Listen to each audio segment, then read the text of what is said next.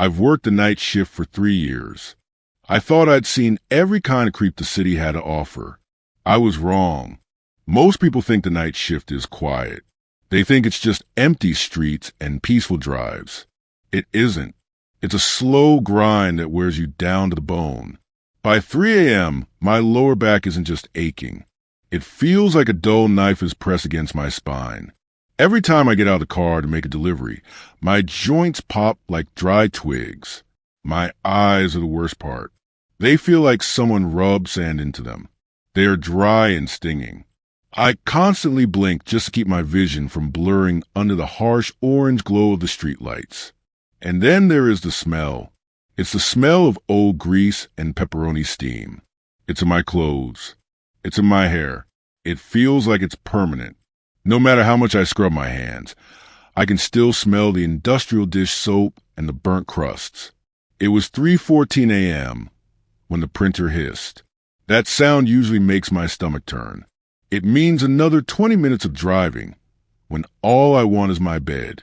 I walked over and ripped the ticket off the machine. The address was Blackwood Lane. I didn't recognize it. I've lived in this city my whole life, but that name meant nothing to me. I looked at the map on the computer. The house was way out past the edge of suburbs. It was deep in the woods where the pavement stops and the gravel begins. Then I saw the total. The order was $30. The tip was already entered as 20. $50 for one run. My mind told me it was a lucky break. My body told me something else. I felt a hollow sensation in my stomach. It wasn't hunger. It was that empty, sinking feeling you get right before you drop on a roller coaster. But I needed the money. I took the bag and walked to my car. If you've ever felt a chill on your neck for no reason, hit the like button. Your gut knows things you don't. I started the engine. The heater in my car is broken, so the air was biting and sharp. I pulled out of the parking lot and watched the neon sign of the pizza shop disappear in my rearview mirror. Within 10 minutes, the city was gone. The streetlights ended. The only thing I could see was the small circle of light from my high beams hitting the trees. The road changed from asphalt to dirt. My car started to vibrate. The steering wheel felt sticky under my palms. I realized I was gripping it too hard. My hands were sweating despite the cold air. I looked down at my phone. The blue line of the GPS was still there, but the little bars at the top of the screen were flickering. One bar, then none. The screen turned gray. A small box popped up in the center. Signal lost. A cold sweat broke out across my forehead. It wasn't because I was lost. I knew the way back. It was because the silence of the woods felt like it was pressing against the windows. I looked at the passenger seat. The pizza box was sitting there. It was still hot. The steam was fogging up the side window. I rolled the window down an inch just to get some air. The sound of the gravel under my tires was deafening. It was the only sound for miles. There were no crickets. There were no birds. There was just the crunch of stone and the heavy thumping of my own heart against my ribs. My throat felt tight. I tried to swallow, but it felt like there was a stone lodged in my neck. I kept driving. I told myself that once I saw the house, I would feel better. I told myself that someone was just hungry and they happened to live in the middle of nowhere. But the road kept going. The trees seemed to lean in closer over the car. My headlights hit a sign that was hanging by a single rusty nail. It said Blackwood Lane. The hollow feeling in my stomach turned into a sharp cramp. I slowed the car down to a crawl. My foot was hovering over the brake. Every nerve in my body was screaming at me to put the car in reverse and floor it. I didn't. I kept moving forward. I saw a dark shape up ahead. It was a house. It stood at the very end of the trail. There were no lights in the windows. It looked like a rotting tooth sticking out of ground. I pulled into the driveway. I didn't turn off the engine. I sat there in the dark. I listened to the tick-tick-tick of the cooling metal. I stared at the front door. It was solid wood and looked like it hadn't been opened in a decade. I reached for the pizza bag. My fingers were trembling. I forced myself to breathe, but the air felt thin. I checked the customer note one last time. Go to the back door. I opened my car door. The interior light felt too bright. It felt like a target. I stepped out into the dirt, and the silence swallowed me whole. The house didn't look haunted. It just looked empty. But as soon as I killed the engine, my chest tightened so hard I could barely breathe. The silence of the property was heavy. It wasn't just the absence of noise. It felt like a physical weight pressing against my eardrums. I stood by the car for a moment, clutching the thermal pizza bag against my chest. The warmth of the food was the only thing that felt real. Everything else was cold and gray. I looked toward the front door. The wood was gray and weathered. It was shut tight. There were no lights on the porch and no movement behind the glass of the windows. I checked my phone again out of habit. Still no service. The screen glowed white, making the surrounding darkness feel even deeper. I remembered the note. I had to go to the back. I started walking around the side of the house. The ground was uneven. The grass was long and overgrown. It was wet from the mist, and it slapped against my jeans, leaving cold, damp streaks on my shins. Each step felt like a massive effort. My legs were heavy. It was the same feeling you get when you try to run in a dream, like my feet were sinking into thick, invisible mud. The air out here was different than in the city. It was sharp. Every time I took a breath, the cold air seemed to bite at the back of my throat and sting my lungs. I kept my flashlight off at first. I didn't want to see what was in the shadows, but the further I got from the car, the darker it became. I clicked the button on my heavy-duty light. The beam cut through the dark like a blade. It hit the side of the house, revealing peeling paint and boarded-up cellar windows. My heart was thumping so hard I could feel vibration in my throat. It was a rhythmic, dull pulse that made my vision jump slightly with every beat. I reached the corner of the building. I stopped. I could see the back porch now. It was a small wooden structure that looked like it was leaning away from the house. The wood was rotted and black with mold. The steps were cracked. I stood there for a long time. I just stared at the back door. It was slightly ajar. Only an inch of black space showed between the door and the frame, but it was enough to make the hair on my arm stand up. I felt a sudden jolt of adrenaline. It made my fingers twitch. I wanted to drop the bag and sprint back to the car, but the thought of that $20 tip kept me frozen. I needed to pay my rent. I needed this to be a normal delivery. I forced my feet to move. The grass grew even taller here. It tangled around my ankles, tripping me up. My breathing was coming in short, shallow gasps. I felt like I couldn't get enough oxygen, no matter how hard I inhaled. I reached the bottom of the porch steps. The wood groaned under my weight before I even put my full foot down. It was a high-pitched, screaming sound that echoed into the woods behind the house. I froze again. I waited for a dog to bark or a light to flicker on inside. Nothing happened. The house just sat there, dead and cold. I climbed the 3 steps to the porch floor. The air here smelled like wet earth and something else. Something metallic. It reminded me of the smell of a rusty pipe or old pennies. My stomach did a slow, nauseating flip. I held the pizza bag out in front of me like a shield. The flashlight beam swept across the porch. There was a small, round wooden table in the corner. It was covered in a thick layer of dust and dead insects. This was where the note said to leave the food. I took one more step toward the table. As I did, the wind picked up just enough to move the back door. It creaked open another few inches.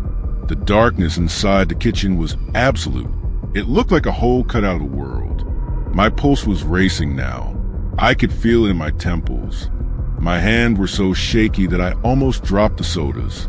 I reached out and set the pizza box on the dusty table. The sound of the cardboard hitting the wood seemed way too loud in the silence. I backed away immediately. I didn't turn my back on the open door. I kept my eyes fixed on that dark gap in the house.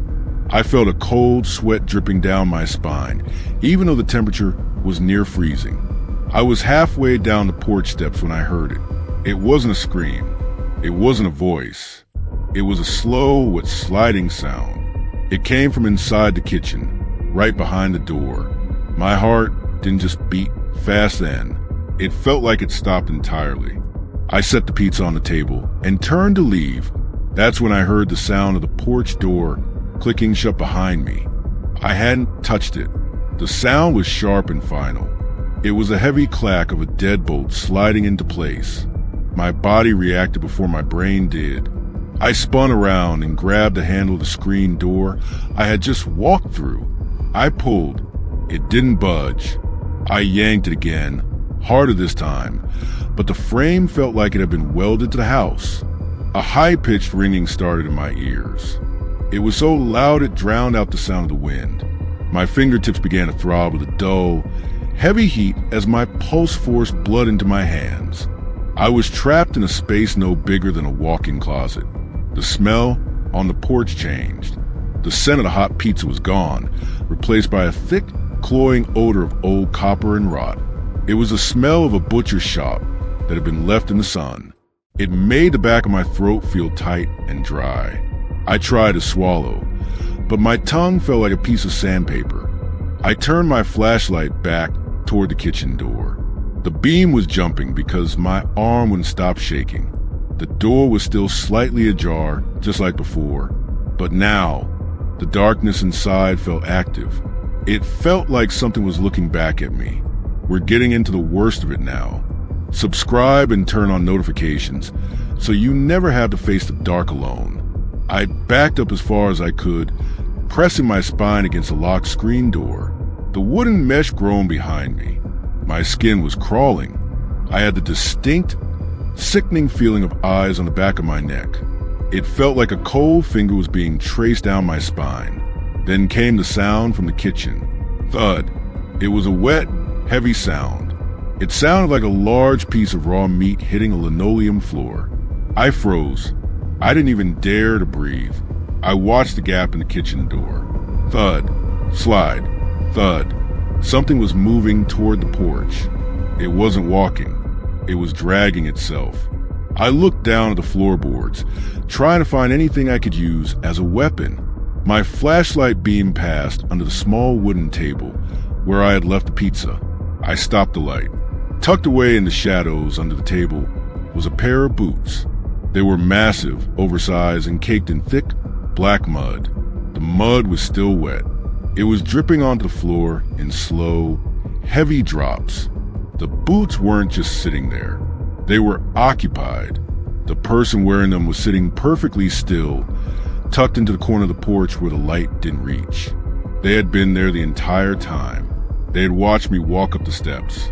They had watched me set the food down. They had been less than 2 feet away from me. A jolt of pure ice shot through my chest. My lungs felt like they had collapsed. I couldn't draw in air. My vision began to narrow into a dark tunnel, leaving only the muddy boots in focus. The wet, dragging sound from the kitchen stopped right at the threshold of the porch. The door began to creak open further. A hand reached out from the darkness of the house. It was pale, almost gray, and the fingernails were jagged and broken. It gripped the edge of the door frame. I felt a warm, humid breath at the back of my ear. The person under the table was no longer sitting still. I heard the floorboards under the table groan as they began to stand up. My heart wasn't just pounding now. It felt like it was trying to break through my ribs. The physical pain of the adrenaline was almost blinding. I knew if I stayed on this porch for another 5 seconds, I wasn't going to make it back to the car. I didn't think about the lock anymore. I didn't think about the stairs. I threw my entire body weight against the mesh of the screen door. I didn't see him at first. He was just a shadow in the corner. Then he breathed. It sounded like someone drowning in their own lungs. The sound was thick and wet. It was a jagged, rattling inhale that seemed to vibrate the very air on the porch. My body went completely rigid. A sudden, icy numbness spread through my hands, making my fingers feel like they were made of glass. I couldn't feel the flashlight in my grip anymore, even though I was squeezing it so hard my knuckles turned white. I slowly raised the beam. The light traveled up the muddy boots. It hit a pair of legs covered in bright, grease-stained yellow plastic. My light moved higher, revealing a long, heavy raincoat that was slick with moisture. The material crinkled as he finally moved. He was tall, so tall that he had to hunch his shoulders to keep from hitting the low porch ceiling. He stood there, perfectly still, blocked by the table. In his right hand, he held something that caught the light. It was a long, rusted fillet knife. The metal was pitted and dark, but the edge had been ground down until it was dangerously thin. I felt a burning sensation in my throat. It was the weight of a scream that I couldn't let out. My vocal cords felt like they were being squeezed by a pair of hot pliers. I realized then that he hadn't ordered any food. The pizza box was just a prop to get me to walk into this cage. He wasn't waiting for a meal. He was waiting for me. The man in the yellow raincoat shifted his weight. The floorboard shrieked under his boots. As he leaned forward into the light, I finally saw his face, or what was left of it. The hood of the coat cast a deep shadow over his eyes, leaving them as two hollow, black pits. But the bottom half of his face was visible. His mouth was stretched into a wide, unnatural grin. It wasn't a smile of happiness. It looked like the skin had been pulled back by force, revealing rows of yellow teeth and pale, receding gums. The rattling breath came again, faster this time. He was excited. A sharp, jolting pain of adrenaline hit my system like an electric shock. It made my vision blur and my ears pop. The man took a step toward me, the knife held low at his side. He didn't rush. He didn't have to. I was backed against a door that wouldn't open, trapped in a box of rotting wood. I looked at the kitchen door. The pale hand was still there, gripping the frame. There were two of them. My heart felt like a trapped bird beating against my chest wall. The pressure in my skull was so intense, I thought my nose would start bleeding. I looked at the man in yellow, then at the kitchen door, and then at the screen door behind me. I didn't have a choice. I turned my back on the man and slammed my shoulder into the screen door with everything I had. The wood groaned, but the lock held. I did it again.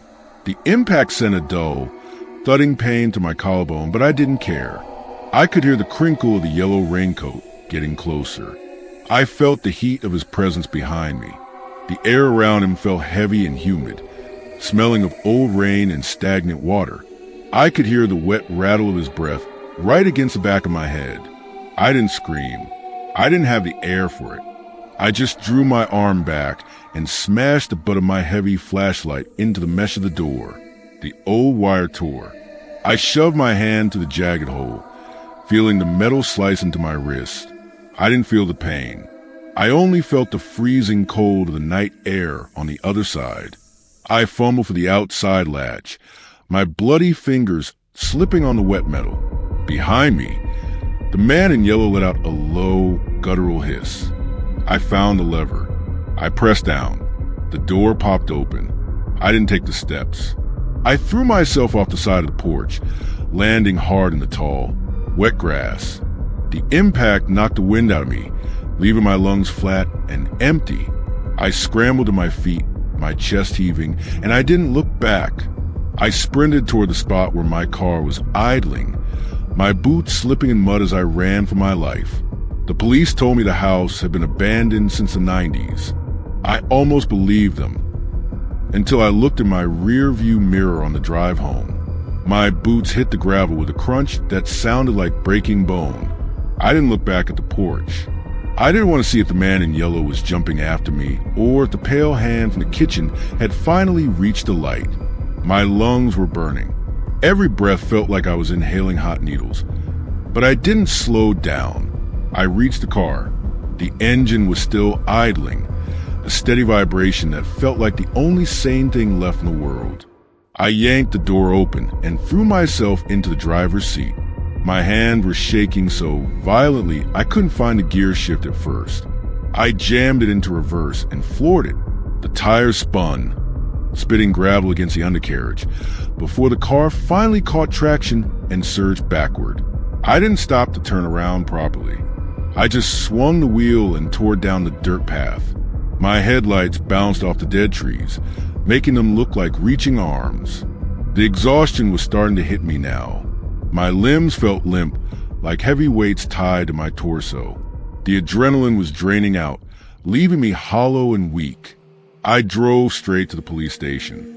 I sat in the lobby for 2 hours, smelling like grease and cold sweat, while I told my story to a tired sergeant. He looked at me with pity, the kind you get someone who's had a mental break. The police went out to the house. They came back 3 hours later with a report. They told me the house on Blackwood Lane was a shell. The floors were rotted through. There was no furniture, no table on the porch, and no sign of life. They said the front door had been boarded up for 30 years. They told me I probably saw a squatter, and my imagination did the rest. I wanted to believe them. I really did. I drove home in a daze, the city lights feeling fake and distant. My mind was numb. I just wanted to lock my door and sleep until the sun came up. I pulled into my apartment complex.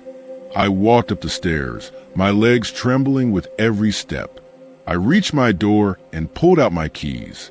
I took a deep breath, trying to calm the hitch in my chest. Then I saw it. There was a small scrap of bright yellow plastic caught in the door frame. It was jagged and dirty, exactly like the material of that raincoat. I looked down at the floor. A single, muddy footprint was pressed into my welcome mat. The mud was still wet. The man in yellow is still out there. Have you ever seen someone lurking where they shouldn't be? Tell your story in the comments. I read every single one. A sudden, icy chill washed over my body. My breath hitched in my throat, and I couldn't make a sound. I didn't open the door. I stood there in the hallway, staring at that yellow scrap. The feeling of being watched the one from the porch was back. It was stronger now. It was coming from inside my own apartment. I backed away slowly, my heart thumping a slow, heavy rhythm in my ears. I didn't go inside. I haven't been back since. Because I know if I open that door, I won't be the only one in the room.